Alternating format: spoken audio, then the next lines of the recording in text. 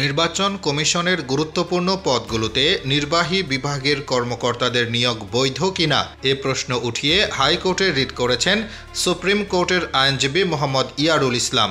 EC সচিব, returning কর্মকর্তা ও সহকারী রিটার্নিং কর্মকর্তা হিসেবে যারা দায়িত্ব পালন করছেন তাদের নিয়োগ ব্যবস্থা পুনর্বিবেচনার আবেদন জানিয়ে তিনি বলেন, নির্বাচন পরিচালনার দায়িত্ব নির্বাচন কমিশনের হলেও বাস্তবে সেই ক্ষমতা চলে যাচ্ছে নির্বাহী বিভাগের হাতে।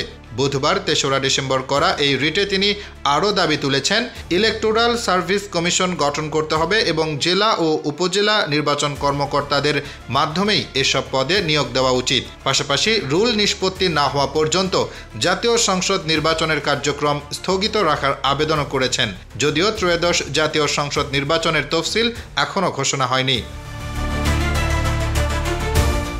রিটকারী আইনজীবীর মতে, নির্বাচন কমিশনকে স্বাধীন প্রতিষ্ঠান হিসেবে কাজ করতে হলে বিচার বিভাগীয় কাঠামোর মতো নিজস্ব ক্যাডার সার্ভিস থাকা জরুরি। তার কথাই, সংবিধানের ১২৬ অনুচ্ছেদ পরিষ্কারভাবে বলে, নির্বাচন কমিশন নির্বাচন পরিচালনা করবে, নির্বাহী বিভাগ সহায়তা দেবে। কিন্তু বাস্তবতা হচ্ছে, জেলা প্রশাসক ও ইউএনওদের রিটার্নিং কর্মকর্তা হিসেবে নিয়োগ দিয়ে পুরো প্রক্রিয়ায় নির্বাহী বিভাগ নিয়ন্ত্রণ করছে, যা সংবিধানের পরিপন্থী।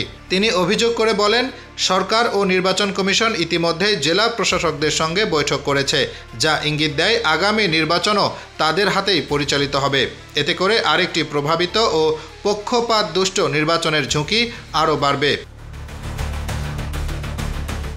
রিটে নির্বাচন কমিশনের নিজস্ব ক্যাডার সার্ভিস প্রতিষ্ঠা, ইলেকটোরাল সার্ভিস কমিশন গঠন এবং জাতীয় নির্বাচনে ইসি সচিব সহ রিটার্নিং কর্মকর্তাদের নিয়োগ শুধুমাত্র নির্বাচন কমিশনের কর্মকর্তাদের মধ্যে থেকে করার নির্দেশ চাওয়া হয়েছে। প্রধান নির্বাচন কমিশনার, ইসি সচিব, জনপ্রশাসন সচিব, আইন সচিব সহ কয়েকজনকে বিবাদী করা হয়েছে। রিটকারী আইনজীবী জানিয়েছেন, আগামী সপ্তাহে রিটটি হাইকোর্টের কোনো বেঞ্চে শুনানির জন্য উপস্থাপন হতে পারে। Hasibur Rahman, daily our Bangladesh.